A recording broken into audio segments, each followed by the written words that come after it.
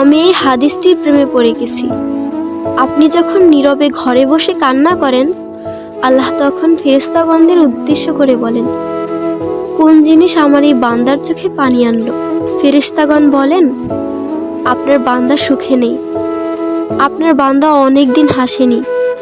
এই বলে ফেরেশতাগণ কান্না করতে থাকেন এবং আল্লাহকে বলেন, হে আমার রব, আপনি জানেন আপনার এই বান্দার হৃদয়ে কি রয়েছে, অতএব আপনি তার জন্য সবকিছু সহজ করে দিন।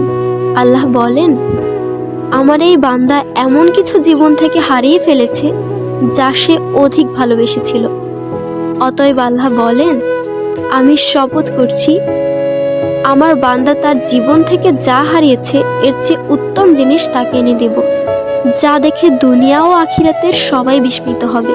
আলহামদুলিল্লাহ।